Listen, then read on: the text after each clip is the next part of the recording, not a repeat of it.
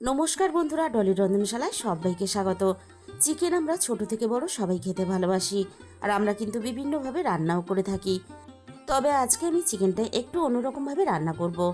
এই পদ্ধতিতে রান্না করলে চিকেনের স্বাদ আর গন্ধ হবে মনে রাখার মতো। চিকেন হয়তো তোমরা অনেক রকমভাবেই রান্না করেছো, তবে একদিন হলেও তোমরা চিকেন এইভাবে রান্না করে দেখো।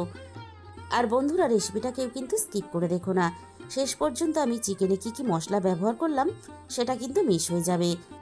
এখানে আমি সব রকম পিসের চিকেন নিয়েছি। এবার আমি চিকেনটা রান্নার জন্য রেডি করে নেব। প্রথমে আমি চিকেনের মধ্যে স্বাদ মতো লবণ দিয়ে দিলাম। একই সাথে আমি হাফ চামচ পরিমাণ দিয়ে দিলাম হলুদ গুঁড়ো। এবার আমি চিকেনের মধ্যে প্রত্যেক দিনের রান্নার গুঁড়ো মশলা অল্প অল্প করে দিয়ে দেব।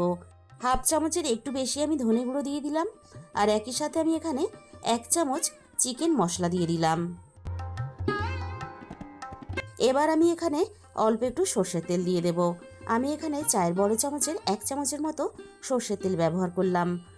এবার আমি এই মশলার সাথে চিকেনটা খুব ভালোভাবে মেখে নেব। আর এই রান্নাতে কিন্তু চিকেন মশলাটা অবশ্যই ব্যবহার করবে। চিকেনটা আমি সমস্ত মশলার সাথে ভালোভাবে মেখে নিয়েছি। এবার মিনিট 15-20 মতো আমি চিকেনটা ম্যারিনেট হতে দেব। আর এই রান্নার জন্য আমি আগে থেকে সম পরিমাণে গোটা ধনে আর গোটা জিরে একসাথে ভিজিয়ে রেখেছিলাম। জিরে আর ধনেটা বেশ ভালোভাবে নরম হয়ে গেছে। এখানে আমি একটা ছোট মিক্সির জার নিয়েছি। এবার ভিজিয়ে রাখা ধনে আর জিরেটা আমি মিক্সির জারের মধ্যে দিয়ে দেব। বন্ধুরা, আমরা কিন্তু সবসময় গুঁড়ো মশলাতেই চিকেন রান্না করে থাকি। এইভাবে একদিন গোটা মশলায় রান্না করে দেখো। আমি আগে থেকে ঝালের জন্য 3টে শুকনো লঙ্কা একটু ভিজিয়ে রেখে দিয়েছিলাম। এবার আমি মিক্সির জারের মধ্যে দিয়ে দিলাম। গোটা মশলা যদি এভাবে একটু ভিজিয়ে রেখে দাও, তাহলে খুব সুন্দরভাবে খুব সহজে তাড়াতাড়ি বাটা হয়ে যাবে। এবার আমি এখানে অল্প একটু জল দিয়ে দিলাম। সমস্ত গোটা মশলা দেখো আমি একসাথে বেশ ভালোভাবে পেস্ট করে নিয়েছি। তাহলে চলো রান্নাটা আমি কিভাবে করেছি এবার সেটা দেখে নেওয়া যাক। প্রথমে আমি কড়াইয়ের মধ্যে প্রয়োজন মতো সর্ষের তেল দিয়ে দিলাম। তেল খুব ভালোভাবে গরম করে নিয়েছি। আমি এই রান্নাটা যেহেতু আলু দিয়ে করব, তাই প্রথমে আলুটা ভেজে নেব। আমি রান্নাটা আলু দিয়ে করব, তোমরা কিন্তু আলু বাদ দিয়েও রান্নাটা করতে পারো। সমস্ত কেটে রাখা আলুগুলো আমি তেলের মধ্যে ভাজার জন্য দিয়ে দিলাম। এবার আমি আলুটা একটু নাড়াচাড়া করে নেব। এবার আমি আলুর মধ্যে অল্প একটু লবণ দিয়ে দিলাম। আর এখানে দিয়ে দেব অল্প একটু হলুদের গুঁড়ো। এবার আমি লবণ আর হলুদটা নাড়াচাড়া করে আলুর সাথে ভালোভাবে মিশিয়ে দেব। আর আলুটা একটু সময় নিয়ে নাড়াচাড়া করে বেশ ভালোভাবে বেশ লালচে করে ভেজে নেব।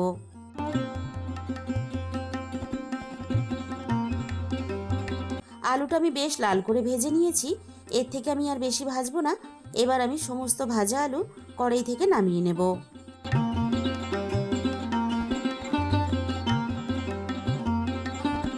সমস্ত ভাজা আলু কড়াই থেকে নামিয়ে নেওয়ার পরে ওই একই তেলের মধ্যে আমি ফোড়নে 2টো এলাচ আর 2 টুকরো দালচিনি দিয়ে দিলাম।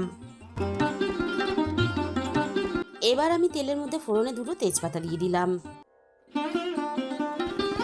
ফোড়নটা নাড়াচাড়া করে আমি কয়েক সেকেন্ড ভেজে নেব, ফোড়ন থেকে সুন্দর মিষ্টি গন্ধ বেরোনো পর্যন্ত। এবার আমি তেলের মধ্যে বেশ কিছুটা পেঁয়াজ কুচি দিয়ে দিলাম। তবে খুব বেশি আমি এখানে পেঁয়াজ ব্যবহার করব না, যেহেতু আমি চিকেনটা একটু পাতলা ঝোল রেখে রান্না করব, তাই কিন্তু আমি খুব বেশি পেঁয়াজ ব্যবহার করলাম না। খুব বেশি পেঁয়াজ ব্যবহার করলে তাহলে আবার চিকেনের ঝোলটা অনেকটা বেশি গাঢ় হয়ে যাবে। এবার আমি পেঁয়াজটা নাড়াচাড়া করে বেশ লালচে রং ধরা পর্যন্ত ভেজে নেব।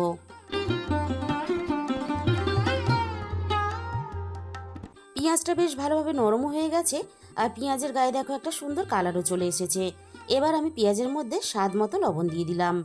এবার আমি এখানে প্রয়োজন মতো আদা রসুন বাটা দিয়ে দিলাম। এবার আমি পেঁয়াজের সাথে আদা রসুনটা নাড়াচাড়া করে বেশ ভালোভাবে কষিয়ে নেব, আদা আর রসুনের কাঁচা গন্ধটা চলে যাওয়া পর্যন্ত। আদা রসুনটা আমি ভালোভাবে কষিয়ে নিয়েছি, আদা রসুনের কাঁচা গন্ধটাও চলে গেছে। এবার আমি একে একে রান্নার গুঁড়ো মশলা দিয়ে দেব। প্রথমে আমি দিয়ে দিলাম এখানে প্রয়োজন মতো হলুদের গুঁড়ো, আর একই সাথে আমি এখানে ঝালের জন্য অল্প একটু লঙ্কার গুঁড়ো দিয়ে দিলাম। ঝালের জন্য যেহেতু আমরা শুকনো লঙ্কা ব্যবহার করব, তাই কিন্তু লঙ্কার গুঁড়ো পরিমাণটা আমি কম ব্যবহার করলাম। আর ঝালের পরিমাণটা অবশ্যই নিজেদের স্বাদ মতো ব্যবহার করবে। এবার আমি মশলাটা পেঁয়াজের সাথে নাড়াচাড়া করে বেশ ভালোভাবে কষিয়ে নিলাম। এবার আমি ম্যারিনেট করা চিকেনটাকে দিয়ে দিলাম। এবার আমি একটু সময় নিয়ে চিকেনটা আমি পেঁয়াজের সাথে ভালোভাবে কষাতে থাকবো। গ্যাসের ফ্লেমটা আমি এই সময় মিডিয়াম টু লোতে রেখেছি। চিকেন যত ভালোভাবে কষাবে ততই কিন্তু রান্নার স্বাদ ভালো হবে।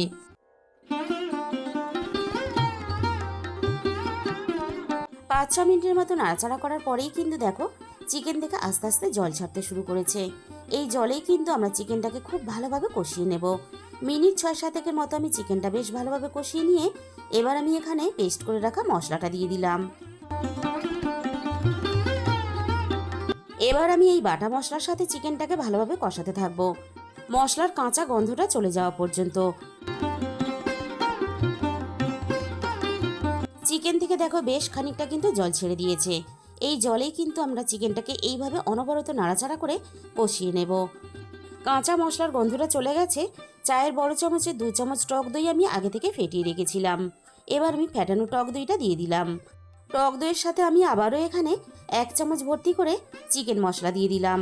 আমি 800 গ্রাম চিকেনের জন্য 2 চামচ চিকেন মশলা ব্যবহার করলাম। বন্ধুরা, তোমরা যখন এই রান্নাটা করবে আমি এখানে যে সমস্ত মশলাগুলো ব্যবহার করেছি সমস্ত মশলার পরিমাণ তোমরা তোমাদের প্রয়োজন মতো বাড়িয়ে বা কমিয়ে নেবে। চিকেন আমাদের পুরোপুরি কষানো রেডি হয়ে গেছে। এবার আমি চিকেনের মধ্যে ভাজা আলুগুলো দিয়ে দেব।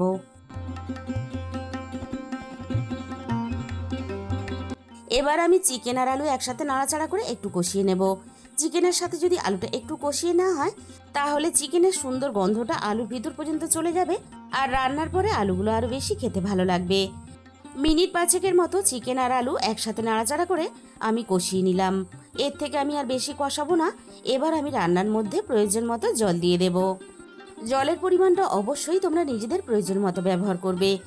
তোমরা যে যেমন ঝোল রাখতে চাও সেরকম হিসাব করেই জলটা ব্যবহার করবে। এবার আমি সবকিছু একসাথে নাড়াচাড়া করে বেশ ভালোভাবে মিশিয়ে দেব।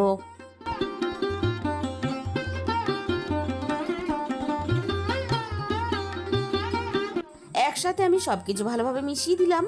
এবার আমি রান্নাটা ভালোভাবে হতে দেব। বেশ কিছুক্ষণ আমি রান্নাটা করে নিয়েছি। এবার আমি একটু নাড়াচাড়া করে দেখে নেব আলু চিকেন সবকিছু ভালোভাবে সিদ্ধ হয়েছে কিনা। আলু চিকেন এখানে সবকিছু বেশ ভালোভাবে সিদ্ধ হয়ে গেছে। আর চিকেনের ঝোলের পরিমাণটা কিন্তু আমি ঠিক এরকমই রাখবো। বন্ধুরা, তোমরা যদি এইভাবে কখনো চিকেন রান্না করে না থাকো তাহলে একদিন হলেও বানিয়ে দেখো। তাহলে বন্ধুরা, আজকের এই রেসিপিটা ভালো লাগলে ভিডিওতে একটা লাইক করে দিও আর নিজেদের বন্ধুদের মধ্যে শেয়ার করে দিও আর কমেন্টের মাধ্যমে জানিও তোমাদের কেমন লাগলো।